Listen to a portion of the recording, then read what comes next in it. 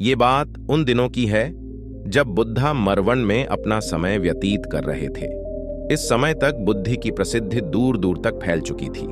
बहुत दूर दूर से लोग अपनी चिंताओं और परेशानियों का समाधान खोजने के पास आते थे। ऐसे ही एक दिन जब बुद्धा मरवन में अपने शिष्यों को प्रवचन दे रहे थे तो एक अधेड़ उम्र का व्यक्ति अपने 21 वर्ष के पुत्र को अपने साथ लिए बुद्धि की तरफ चला आ रहा था। जब यह प्रवचन स्थल के पास पहुंच गए तो एक नजर उन पर डाली और इशारे से बैठने के लिए कहा। जब प्रवचन समाप्त हो गया और सभी लोग वहां से चले गए तो बुद्ध ने उस व्यक्ति को अपने पास बुलाया और बैठने के लिए कहा। वहां चारों तरफ हरियाली छाई हुई थी। मौसम बहुत सुहाना था और तरह तरह के पक्षियों की आवाजें गूंज रही थीं। ऐसा नजारा देखकर उस व्यक्ति को अंदर से असीम शांति महसूस हो रही थी। इसके बाद बुद्ध ने उस व्यक्ति से आने का कारण पूछा तो इस पर व्यक्ति ने कहा, यह तथागत मैं 2 दिन की लंबी यात्रा करके अपने पुत्र को आपसे मिलवाने लाया हूं। ये मेरा इकलौता पुत्र है और ये हर समय थका थका रहता है। ऐसा लगता है जैसे इसके अंदर कोई जान ही नहीं है, कोई प्राणी नहीं है। इसका स्वभाव भी काफी चिड़चिड़ा हो गया है।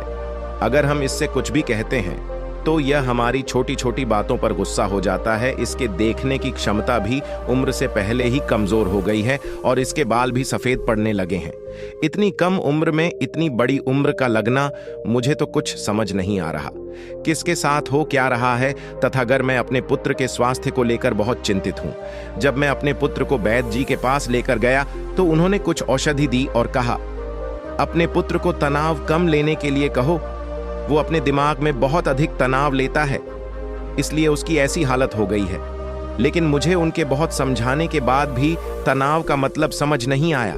मुझे नहीं पता कि तनाव होता क्या है, यह किन कारणों से आता है और उसे कैसे अपने पुत्र के दिमाग से निकालूं। लेकिन मुझे सबसे पहले तो यह समझना है कि तनाव होता क्या है। इसीलिए तथागत मैं आपके पास आया हूं। कृपया आप मेरी समस्या का समाधान कीजिए। यह सुन बुद्ध उसके पुत्र को बड़े ध्यान से देखते हैं, उसके चेहरे को देखते हैं, उसकी आंखों को देखते हैं और फिर उसके हाथों की नब्ज को भी देखते हैं। यह सारी विधि करने के पश्चात बुद्ध उस व्यक्ति से कहते हैं, तनाव लेना तो कोई नहीं चाहता, लेकिन फिर भी यह तनाव लोगों के दिमाग को दीमक की तरह पकड़ लेता है और व्यक्ति जान भी नहीं पाता कि वह तनाव में जी रहा है। लेकिन अगर व्यक्ति तनाव के कारणों को अच्छे से समझ लेता है और तनाव के बारे में कोई ऐसा पैमाना बना लेता है जिससे वह जान सके कि वह कितने तनाव में है, तो वह इस समस्या का समाधान भी खोज सकता है।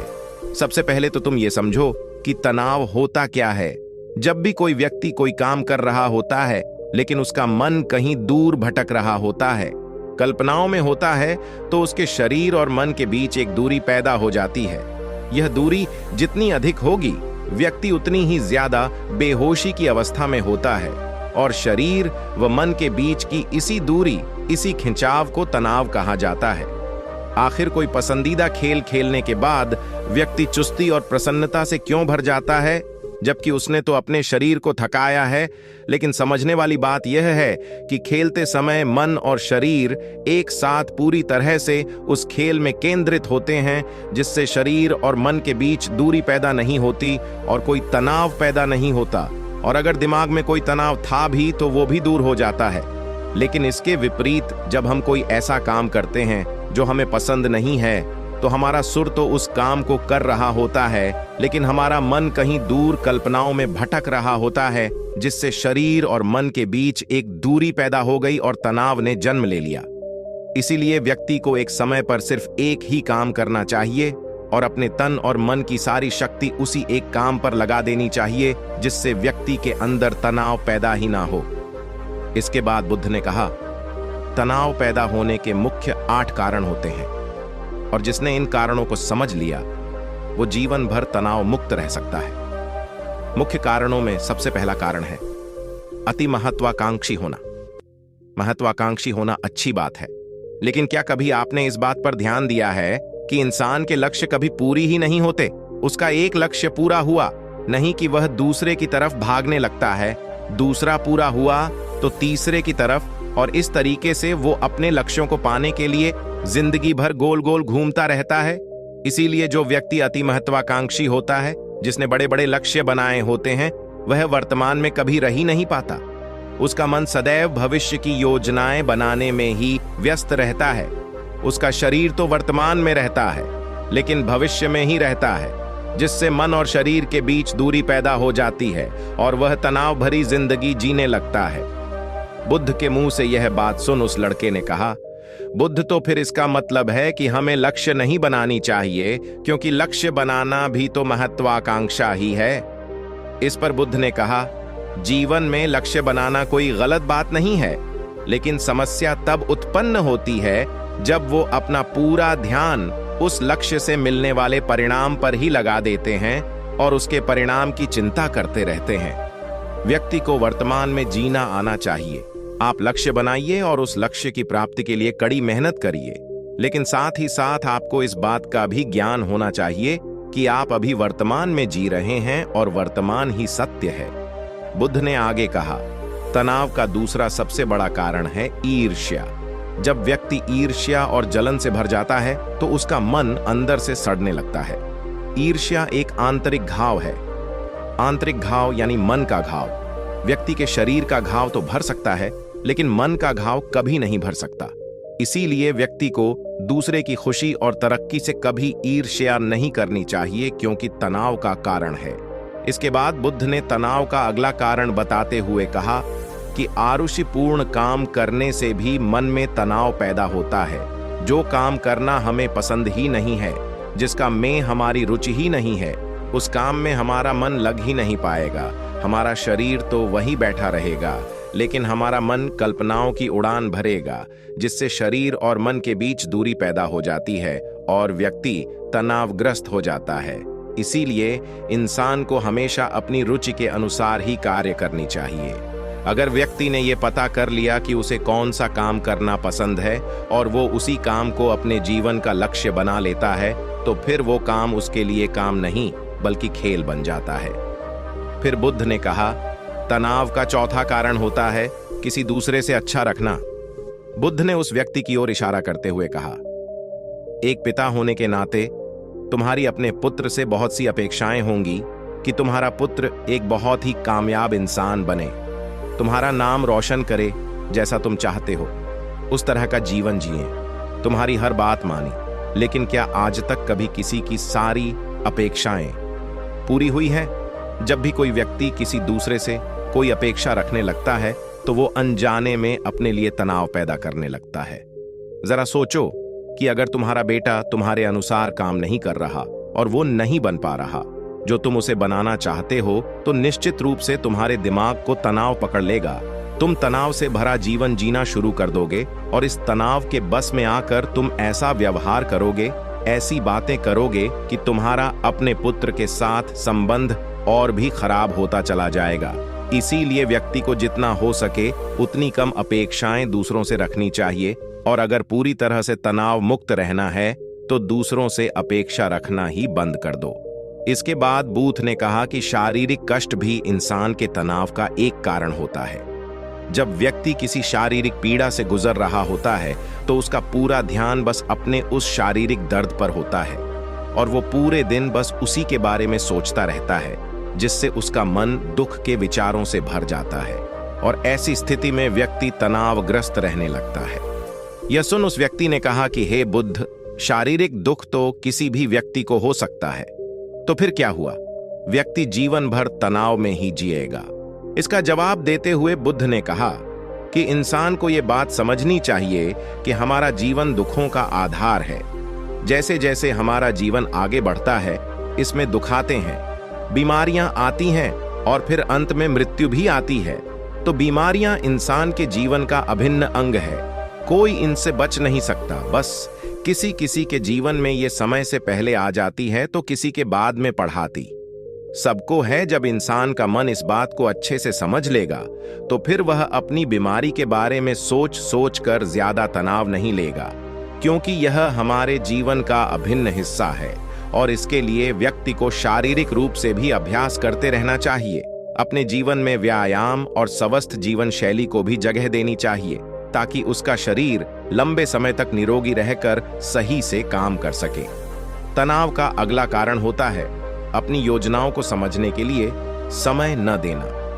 कुछ लोगों के दिमाग में कोई विचार आया नहीं है कि वो बिना सोचे समझे उस पर काम करना शुरू कर देते हैं, और जब उस काम में उन्हें असफलता मिलती है तो वह तनाव से भर जाते हैं, क्योंकि उन्होंने उस काम को शुरू करने से पहले उसके बारे में पूरी जानकारी इकट्ठा नहीं की थी। इंसान को कोई भी काम शुरू करने से पहले उसके अच्छे और बुरे परिणामों के बारे में ठीक से सोच विचार कर लेना चाहिए। इंसान को इस बारे में भी सोच लेना चाहिए कि अगर ये योजना सफल नहीं हुई तो फिर इसके बाद मैं क्या करूंगा। इसलिए व्यक्ति को अपनी योजनाओं को ठीक से समझने के लिए पूरा समय देना चाहिए, ताकि बाद में उस योजना की वजह से तनाव पैदा ना हो। तनाव का 7वां सबसे बड़ा कारण होता है टाल मटोल करना, आज के काम को कल पर टालना। आप लोगों ने यह कहावत तो सुनी होगी कि आलसी इंसान के शरीर का सबसे बड़ा शत्रु है। इंसान आलस्य की वजह से आज के काम को कल के लिए टाल देता है और फिर काम को टालना उसकी आदत बन जाती है। काम को कल पर टालने वाले व्यक्ति का काम कभी भी समय पर पूरा नहीं हो पाता, और अगर किसी तरह से पूरा हो भी जाता है तो वह उतना अच्छा नहीं हो पाता जितना अच्छा उसे किया जा सकता था। और फिर यह बात व्यक्ति के अंदर तनाव पैदा करती है। लेकिन काम को टालना या काम को एकदम अंत समय पर करना एक आदत है, इसीलिए व्यक्ति ना चाहते हुए भी बार बार अपनी इस आदत का शिकार बन जाता है और काम को टालता रहता है। और फिर जब काम की समय सीमा पास आ जाती है तो वह तनाव से भरकर काम को पूरा करने का प्रयास करता है। इसीलिए तनाव मुक्त रहने के लिए व्यक्ति को काम को टालने की आदत छोड़नी पड़ेगी, और यह तभी संभव है जब व्यक्ति काम को समय से पहले खत्म करने का निश्चय करें। सबसे आखिरी और सबसे प्रमुख कारण जो तनाव का होता है वो है ज्यादा सोचना। लगातार सोचते रहना भी एक बीमारी है, और यह उस व्यक्ति में सबसे ज्यादा पाई जाती है जो कपोल कल्पनाएं करता है, जो अतीत की घटनाओं और भविष्य की बातों के बारे में सोचता रहता है, जो बेवजह के अनुमान लगाता रहता है। इसीलिए व्यक्ति को ज्यादा सोचने की आदत पर लगाम लगाना चाहिए। इसके लिए जितना हो सके खुद को काम में व्यस्त रखना चाहिए और हर दिन ध्यान का अभ्यास करने को अपने जीवन का हिस्सा बना लेना चाहिए। बुद्ध के मुंह से यह सारी बातें सुनकर उस व्यक्ति ने हाथ जोड़कर कहा, बुद्ध, मेरा पुत्र तो अभी मात्र 20 वर्ष का ही है और इसमें अभी इतनी समझ भी नहीं है कि यह आपकी बताई सारी बातों का एक साथ पालन कर सके। आप कृपया करके तनाव मुक्त रहने का कोई आसान सा तरीका बता दें, जिससे मेरा बेटा उसका अनुसरण भी कर सके और तनाव मुक्त भी रह सके। उस व्यक्ति की यह प्रार्थना सुन बुद्धि ने कुछ सोचते हुए जवाब दिया, अगर तुम इतनी सारी बातों का पालन नहीं कर सकते तो इसके लिए एक बहुत ही आसान विधि है। तुम एक बार मैं एक काम को करने पर ध्यान लगाओ भी काम कर रहे हो, उस समय पर सिर्फ उसी काम को करो, सिर्फ उस पर ही अपना पूरा ध्यान लगाओ। और अगर तुम्हारा मन इधर उधर भटक जाता है तो जैसे ही तुम्हें याद आए उसे वापस फिर उसी काम में लगा दो। ये सबसे आसान और अच्छा तरीका है तनाव मुक्त रहने का। जब तुम भोजन करो तो उस समय सिर्फ भोजन ही करो, उसके पूरे स्वाद का आनंद लो, उसी का अनुभव करो। जब चलो तो अपना पूरा ध्यान सिर्फ चलने लगा दो। इससे तुम्हारा मन और तुम्हारा शरीर दोनों एक जगह पर केंद्रित रहेंगे, दोनों के बीच दूरी पैदा नहीं होगी, जो कि तनाव का मुख्य कारण होती है। दोस्तों, आज की युवा पीढ़ी एक ही समय पर 2-2, 3-3 काम करने के आदी हो चुकी है, जैसे फोन पर बात करते हुए, गाड़ी चलाना, खाना खाते हुए, टीवी देखना, ये फोन चलाना। और फिर इनकी शिकायत रहती है कि मैं तनाव में जी रहा हूं, मेरा मन शांत रहता है, मैं चिड़चिड़ा सा हो गया हूं। जब कोई व्यक्ति एक ही समय पर 3-3 काम करेगा तो तनाव पैदा होना तो स्वाभाविक है, क्योंकि दिमाग तो एक समय पर पूरा ध्यान लगाकर सिर्फ एक ही काम कर सकता है। पूर्ण रूप से एक ही समय पर 2 कामों पर ध्यान कभी नहीं लग सकता। इसीलिए जहां तक संभव हो सके एक समय पर सिर्फ एक ही काम करने का प्रयास करें, वो भी पूरे ध्यान के साथ। दोस्तों, आशा करता हूं कि आपको इस स्टोरी से काफी कुछ सीखने को मिला होगा।